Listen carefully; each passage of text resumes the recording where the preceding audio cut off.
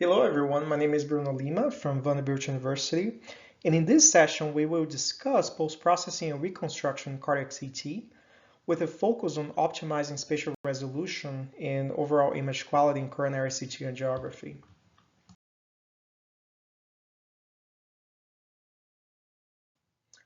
So at the end of this session, you should be able to describe the basic principles of CT image reconstruction, understand how parameters such as slice thickness, field of view, and matrix size affect spatial resolution, recognize how reconstruction kernels influence image sharpness and noise, and apply appropriate reconstruction and phase selection strategies to improve coronary CT image quality. And to understand reconstruction, it helps to start with a simple comparison. A conventional X-ray produces a single projection of the body, so everything along the beam path is superimposed in that single image. But CT works differently. As you can see on the right, instead of one projection, the scanner acquires many projections from different angles around the patient. By combining the information from all of those projections, the scanner can reconstruct cross-sectional images of the body, and this is what allows us to visualize structures like coronary arteries in 3 dimensions. And one of the fundamental concepts in CT reconstruction is called back projection. So imagine we collect projection data from many angles around an object, and each projection contains information about how X-rays pass through the object. So here in this example, during this reconstruction, these projections, they are mathematically projected back into the image space. So when enough projections are combined, the original structure begins to appear in the reconstructed image. And this is the basic principle that forms the foundation of modern CT image reconstruction.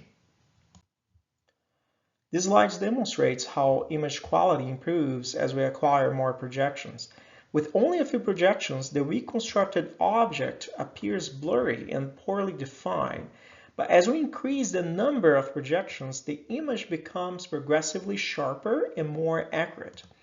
Modern CT scanners collect thousands of projections during a scan, which allows us to generate high-resolution images of very small structures, including coronary arteries that are only a few millimeters in diameter.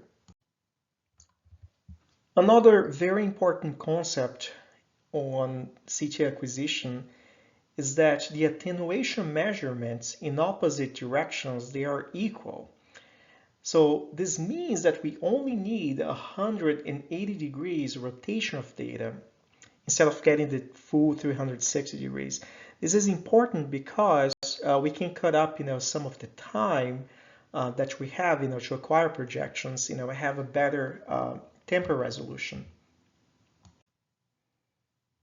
So here we see how raw data are transformed into reconstructed images. So during the acquisition, the detector elements, they record the attenuation values from multiple angles around the patient, as we saw before. And these raw measurements, they are organized into a projection data and then processed by reconstruction algorithms to generate cross-sectional images. So in a typical acquisition, there may be around 1,000 detector elements in each profile and roughly 1,000 angular projections. So combining all of this information, it really allows the scanner to produce very detailed images of the heart. In CT imaging, different tissues, they are distinguished by their attenuation values, which are measured in Hounsfield units. So air is approximately minus 1,000. While water is defined as 0, soft tissues such as muscles, they are around 50 Hounsfield units. In iodinated contrast, within the coronary arteries or within the atrial ventricles, they may reach several hundred units. Bone and calcified plaque, they have very high attenuation values, often above 1,000. And these differences in attenuation allow CT to distinguish between structures such as the vessel lumen, the plaque, and the surrounding tissues. The skin range along the z-axis refers to how much of the body is covered during the CT acquisition. For coronary CT angiography, we typically limit the skin range to the heart, and this is something that reduces radiation exposure and focuses the acquisition on the coronary arteries. Other indications require larger coverages, for instance, evaluation of bypass grafts, or chest CTA for PE vascular structural heart purposes, they may require scanning a larger portion of the chest. Selecting the correct scan range is very important. If the scan range is too small, important anatomy will be excluded. This is the case with the example in blue here, in which the top portion of the scan range was placed way below the carina, which is our reference point. And in this case, we missed the left main. On the other example, the correct example in yellow, which is at the level of the carina, which marks the mid portion of the main pulmonary artery, we know that the left main is included in our coverage. So for routine coronary CT angiography, the scan typically extends from just above the carina down to the inferior aspect of the heart. This ensures that the entire coronary artery tree is included in the data set. So proper scan planning is very important because missing even a small portion of the heart could exclude part of the coronary arteries. For bypass grafts, the scan range now extends to above the clavicle so we can see the origin of the lima and the rima. Another important reconstruction parameter is the field of view. So most CT images, they are reconstructed using a matrix of 512 by 512 pixels.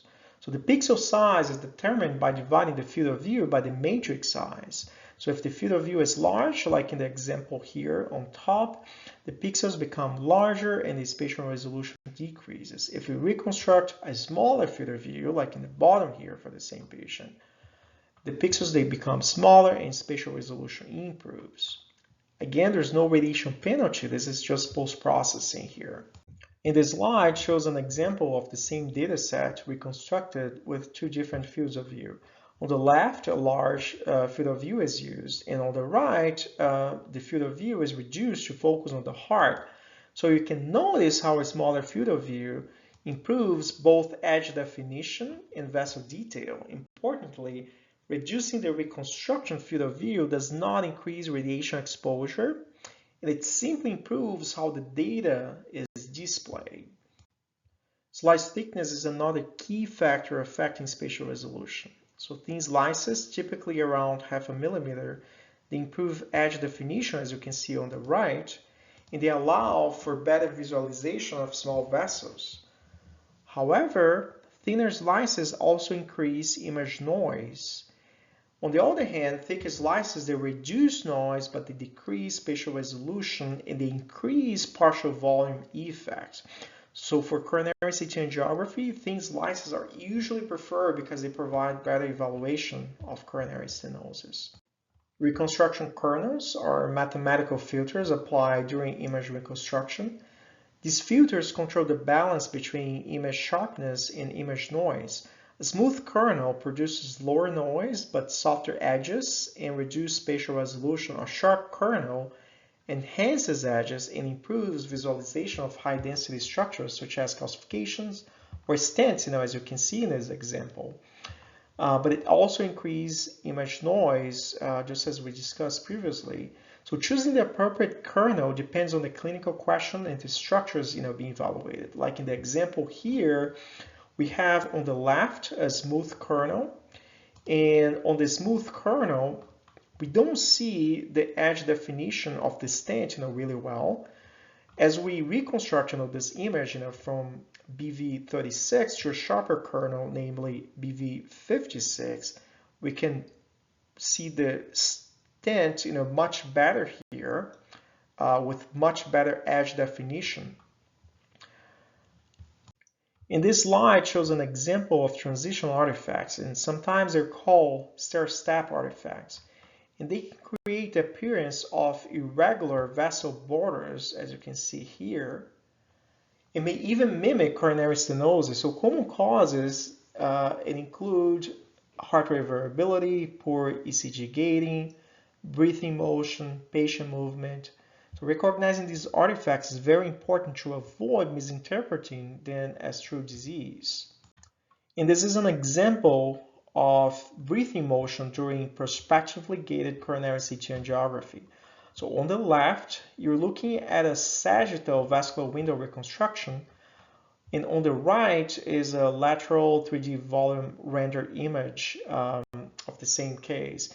And in this case, the patient wasn't able to maintain breath hold, and you can see the effect that is quite clearly. On the sagittal image, you can notice those discrete zones of motion artifact, and they involve the anterior chest wall and the heart. But interestingly, the spine is spare, and that's a helpful clue that this is respiratory motion rather than reconstruction issue. Now, if you look at the 3D reconstruction on the right, the pattern becomes even more obvious. As you can see, those regularly spaced bands running along the z-axis, and they're focal and evenly distributed.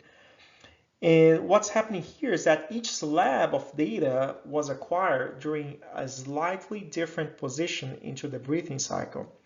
So the spacing between these artifact bands actually corresponds to the z-axis detector coverage of the scanner. It's essentially the width of each acquisition block. So this is a classic example of how incomplete breath hold during step and shoot imaging produces that characteristic banding or stair-step appearance along the z-axis. And as discussed, these artifacts occur due to subvolume acquisition. So CT scanners, they differ in how much anatomy they can cover during a single rotation. So traditional scanners acquire smaller subvolumes of data, as you can see here, and often they're like around 4 centimeters along the z-axis, and they require multiple rotations to cover the heart. A wide detector scanner, they can acquire the entire heart in a single rotation with coverage up to 16 centimeters. And these differences, they influence motion artifacts and reconstruction strategies. This slide highlights transition artifact in a prospectively gated scan and how TrueStack changes what we see. These are sagittal oblique reconstructions through the distal LED on the left, and TrueStack is turned off. And there's a subtle area that looks like a plaque, in the distal LED, which is marked by the arrow here. And the key question here is whether this is real lesion or just partial volume averaging from the transition artifact. So when TrueStack is turned on, shows on the right, the transition points between the scan segments become very obvious. So you can clearly see where the acquisition block ends and when the next begin. So that clarity helps us recognize what look like plaque may actually sit at a transition zone. So this is particularly important in more horizontal coronary segments where partial volume effects can easily mimic coronary artery disease. So turning TrueStack on makes those transition zones visible and help avoid overcalling CAD. And that's all that I had for part 1. So we're going to continue on part 2.